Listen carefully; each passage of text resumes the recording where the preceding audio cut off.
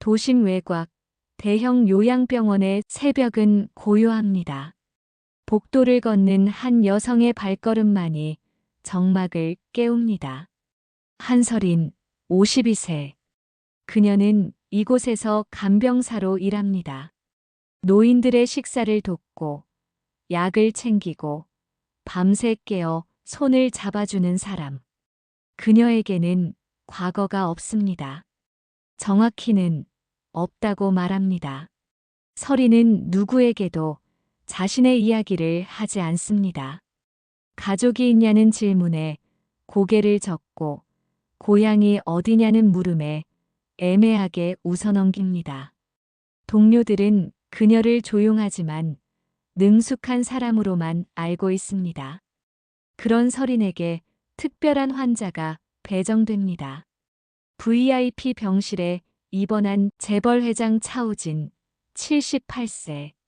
치매 초기 진단을 받은 그는 더 이상 회사를 경영하지 못합니다. 병실 문이 열리고 설인이 들어섭니다.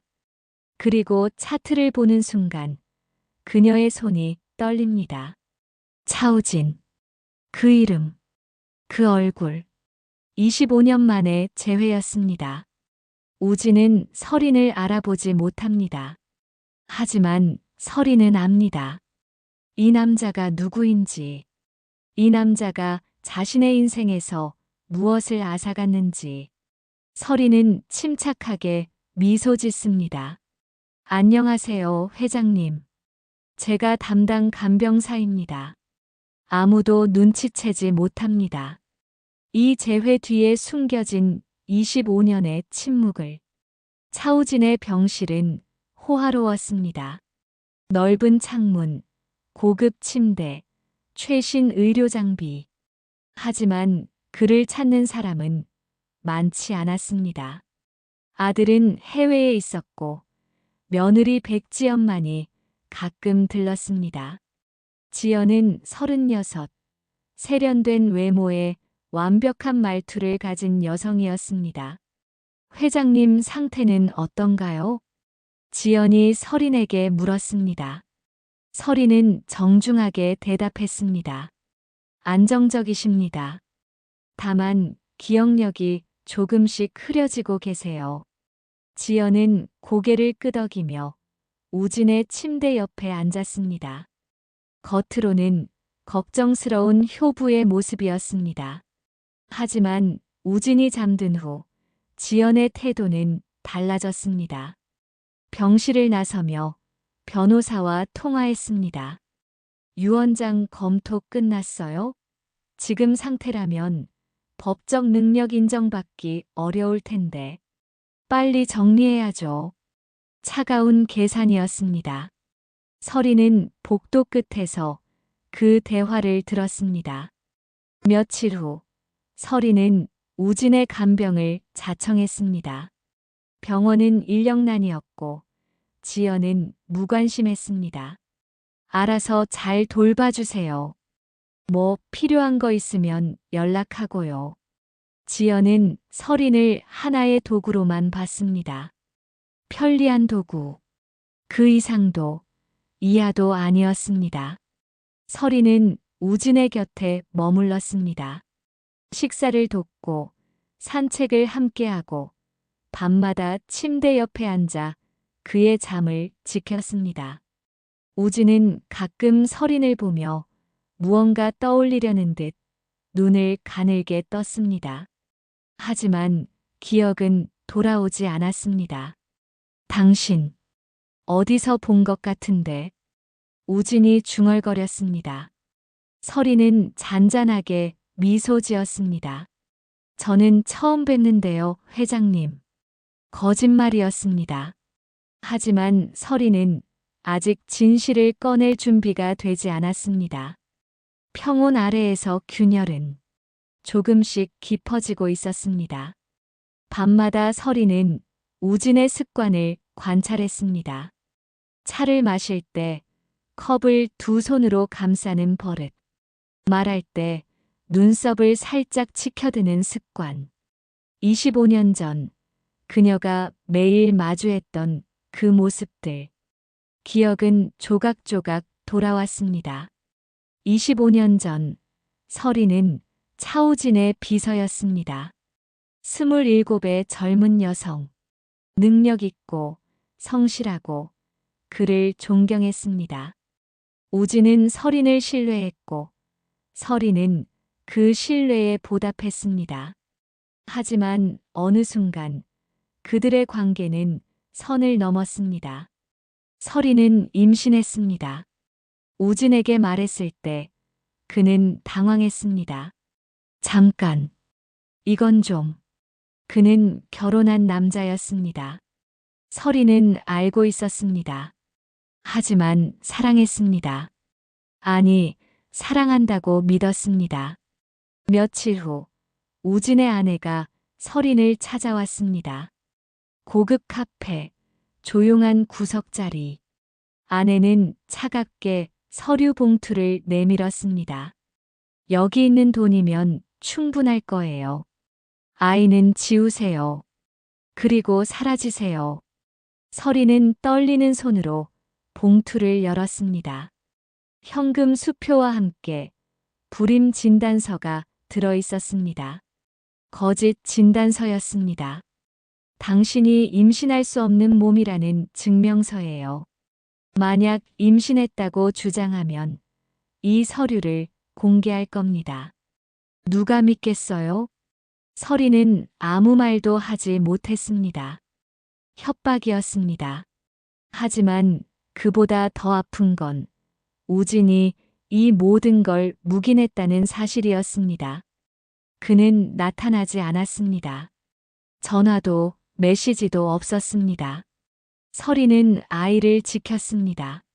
모든 것을 버리고 이름을 바꾸고 도시를 떠났습니다. 하지만 아이는 태어나자마자 다른 가정으로 입양되었습니다. 서린은 선택권이 없었습니다. 돈도, 집도, 가족도 없는 미혼모. 아이를 키울 수 없었습니다. 병실에서 서린은 우진을 바라봤습니다. 지금 이 남자는 무력했습니다. 기억도 희미했고 건강도 약해졌습니다. 하지만 서린의 가슴속 상처는 여전히 선명했습니다. 25년이 지났지만 아물지 않았습니다. 우진의 상태는 조금씩 악화되었습니다.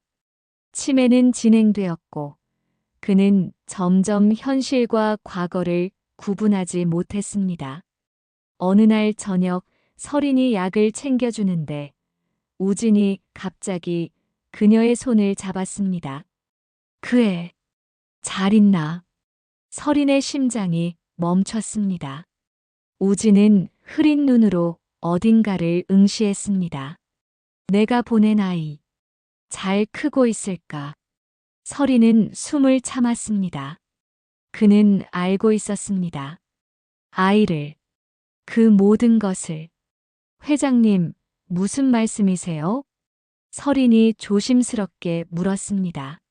하지만 우진은 이미 딴 세상에 있었습니다. 중얼거림은 계속되었습니다. 미안하다고 전해줘야 하는데 너무 늦었어. 서린은 그제야 깨달았습니다. 우진은 모든 걸 알고 있었지만 선택하지 않았습니다.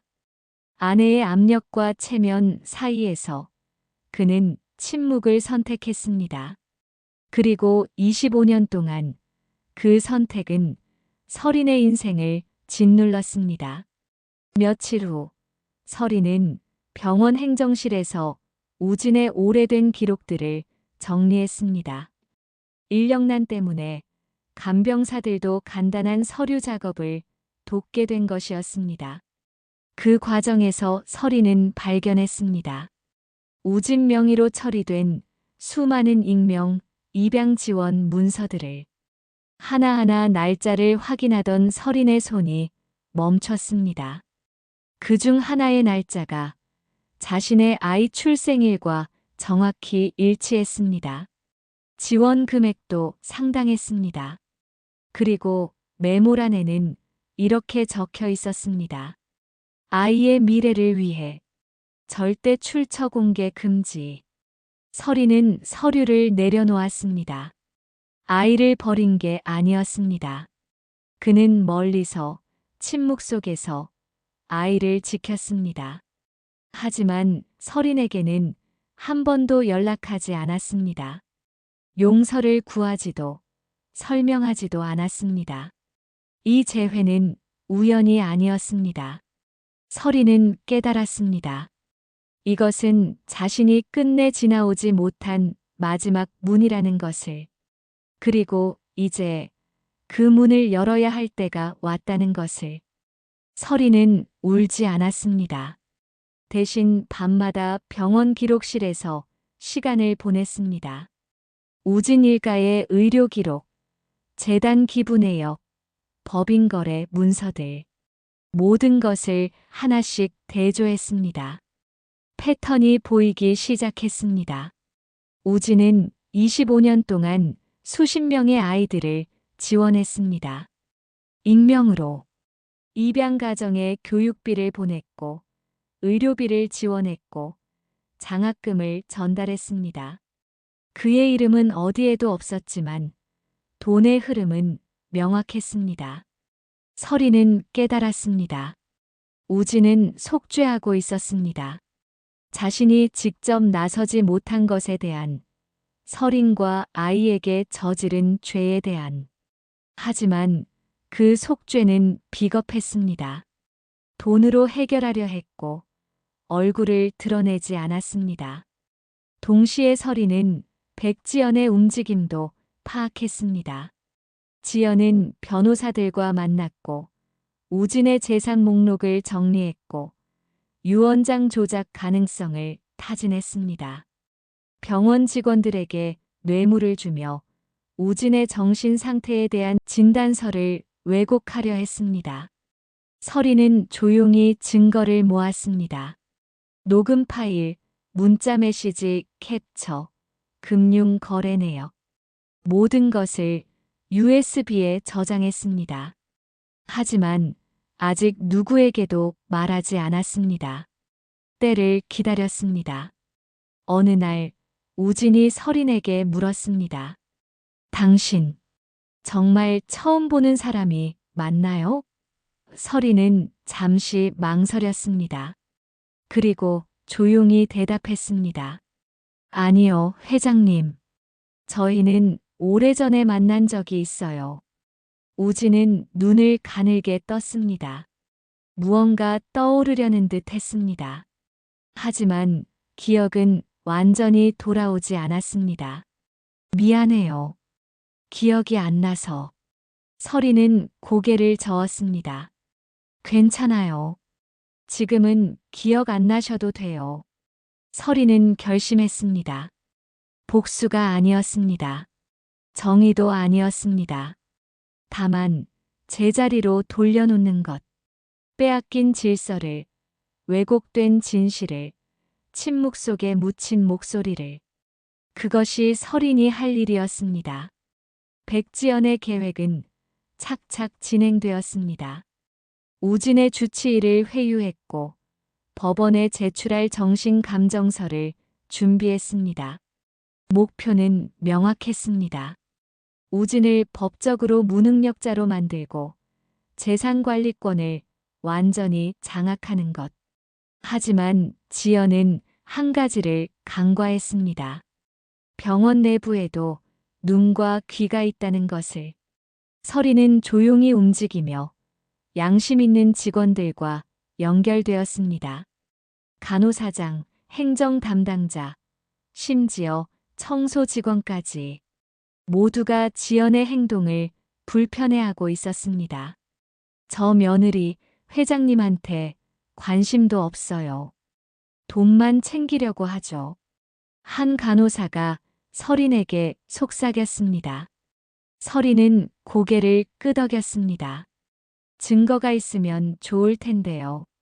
간호사는 잠시 망설이다가 지연이 주치의에게 건넨 봉투 사진을 보여줬습니다. 이거 찍어뒀어요. 혹시 몰라서. 서리는 파일을 받았습니다. 조각들이 모이기 시작했습니다. 지연의 비리, 주치의의 협조, 변호사의 조작 시도. 모든 것이 연결되었습니다. 한편 우진은 점점 혼란스러워졌습니다. 현실과 환상을 구분하지 못했고 과거의 기억들이 뒤섞였습니다. 어느 날 밤 그는 서린을 붙잡고 울먹였습니다. 내가 잘못했어. 용서해줘. 서린은 얼어붙었습니다. 우진은 그녀를 알아본 걸까? 아니면 다른 누군가와 혼동하는 걸까? 하지만 우진의 다음 말이 모든 걸 분명히 했습니다. 서린아, 미안해. 25년 만에 들은 사과. 서린의 눈에 눈물이 맺혔습니다. 하지만 흘리지 않았습니다. 그녀는 우진의 손을 잡았습니다. 이제 곧 모든 게 제자리로 돌아갈 거예요. 우진은 고개를 끄덕였습니다. 마치 이해한 것처럼. 하지만 다음 순간 그는 다시 혼미해졌습니다. 서리는 그의 손을 놓았습니다. 준비는 끝났습니다. 이제 마지막 단계만 남았습니다. 병원 감사가 시작되었습니다. 익명의 제보로 시작된 조사였습니다. 병원 측은 처음에는 대수롭지 않게 여겼지만 증거들이 쏟아지자 태도가 바뀌었습니다. 주치의의 금품 수수, 진단서 조작, 환자 방임. 모든 것이 드러났습니다. 백지연은 당황했습니다. 이게 무슨 일이에요? 누가 제보한 거예요? 하지만 아무도 대답하지 않았습니다. 조사관들은 기록들을 압수했고 관련자들을 조사했습니다. 서리는 평소처럼 우진을 돌봤습니다. 아무 일 없는 것처럼. 하지만 그녀가 정리해둔 자료들은 이미 조사관들의 손에 들어갔습니다. USB 속 파일들, 녹음 기록, 금융 거래 내역.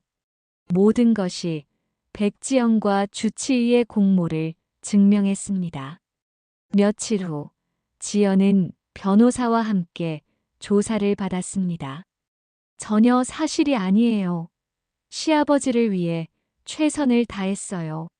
하지만 증거는 명확했습니다. 그녀가 주치의에게 건넨 돈, 조작된 진단서, 유언장 위조 시도, 모든 것이 기록되어 있었습니다. 병원은 발칵 뒤집혔습니다. 주치의는 면직되었고 관련 직원들은 조사받았습니다. 지연은 법적 책임을 피할 수 없게 되었습니다. 그녀가 쌓아올린 계획은 하루 만에 무너졌습니다. 우진은 이 소동을 알지 못했습니다. 그는 병실에서 조용히 창밖을 바라봤습니다. 서리는 그의 곁에 앉아 차를 내렸습니다. 우진이 조용히 물었습니다. 내가 너무 늦었지? 서리는 잠시 침묵했습니다. 그리고 대답했습니다. 네, 너무 늦으셨어요. 하지만 제자리로 돌아가고 있어요. 우진은 고개를 끄덕였습니다. 그리고 다시 창밖을 바라봤습니다. 마지막 평화처럼. 모든 조사가 끝난 후 우진의 변호사가 병원을 찾았습니다. 공식적인 유언장 공개를 위해서였습니다. 백지연은 이미 법적 문제로 출석하지 못했습니다. 병실에는 우진, 서린, 그리고 변호사만 남았습니다. 변호사는 봉투를 열었습니다. 회장님께서 10년 전에 작성하신 유언장입니다. 당시 정신이 온전하실 때 공증 받으신 문서라 법적 효력이 있습니다. 내용이 낭독되었습니다. 재산의 대부분은 재단으로 갔습니다. 이름 없는 아이들의 삶을 되돌리는 일을 위한 재단, 입양 아동 지원, 미혼모 보호, 교육 장학금, 구체적인 사용처까지 명시되어 있었습니다. 특정 상속인은 없었습니다. 가족에게는 최소한의 생활비만 남겼습니다. 그리고 유언장 마지막에는 이런 문장이 적혀 있었습니다. 나는 평생 많은 잘못을 저질렀다. 특히 한 사람에게 용서받지 못할 죄를 지었다. 이 재산으로 그 죄를 씻을 순 없지만 적어도 같은 아픔을 겪는 이들을 줄일 수는 있을 것이다. 서리는 조용히 들었습니다. 우진은 그녀를 바라봤습니다. 희미한 눈빛으로 용서 해줄 수 있나요? 서리는 오랫동안 침묵했습니다. 그리고 천천히 입을 열었습니다. 용서는 제가 줄 수 있는 게 아니에요. 당신이 스스로에게 받아야 하는 거예요. 우진은 고개를 끄덕였습니다. 그리고 눈을 감았습니다. 마지막 평화 속으로 빠져들었습니다. 며칠 후 우진은 조용히 세상을 떠났습니다. 서리는 그의 임종을 지켰습니다. 마지막까지 장례식은 조용했습니다. 많은 사람이 오지 않았습니다. 백지연은 법적 문제로 참석하지 못했고 친척들도 뜸했습니다. 서리는 뒤편에서 조용히 지켜봤습니다. 그리고 장례식이 끝난 후 병원을 떠났습니다.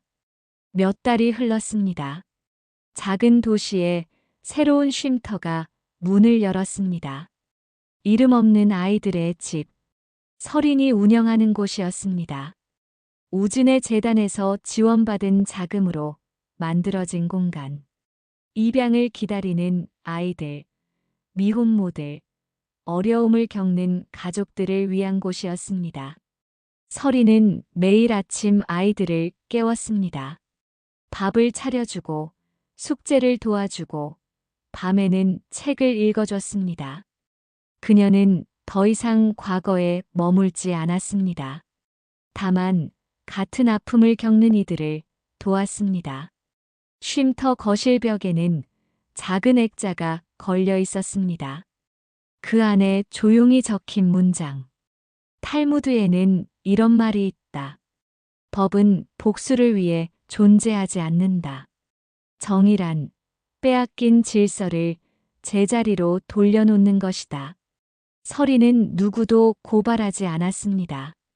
우진을 용서했다고도 말하지 않았습니다. 다만 침묵 속에서 준비된 진실이 모든 것을 제자리로 돌려놓았습니다. 백지연의 탐욕은 무너졌고 우진의 재산은 진정 필요한 곳으로 흘러갔습니다. 어느 날 한 젊은 여성이 쉼터를 찾아왔습니다. 혹시 한서린 선생님이세요? 서리는 고개를 끄덕였습니다. 여성은 조심스럽게 말했습니다. 저는 25년 전에 입양된 아이예요. 최근에 제 출생 기록을 찾았는데 서린의 심장이 멈췄습니다.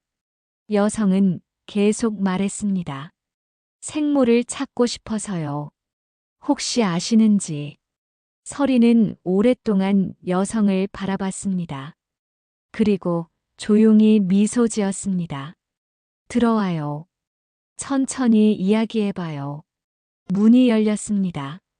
25년의 침묵 끝에 새로운 시작이 펼쳐졌습니다. 서리는 더 이상 과거에 갇혀있지 않았습니다. 침묵은 죄가 아니었습니다. 때로는 가장 강력한 말이었습니다. 쉼터 마당에 햇살이 부드럽게 내려앉았습니다. 아이들의 웃음소리가 들렸습니다. 서리는 창문을 열고 깊이 숨을 들이마셨습니다. 새로운 공기, 새로운 삶, 빼앗긴 것들은 돌아왔고 질서는 제자리를 찾았습니다. 오늘 이야기 어떠셨나요? 탈무드의 지혜를 함께 나눠봤습니다. 여러분의 삶에도 이런 고민이 있으신가요? 댓글로 여러분의 생각을 들려주세요. 이 이야기가 도움이 되셨다면 구독, 좋아요, 알림 설정 부탁드립니다. 앞으로도 탈무드의 지혜로 풀어가는 인생 사연으로 찾아뵙겠습니다. 지금까지 들어주셔서 감사합니다.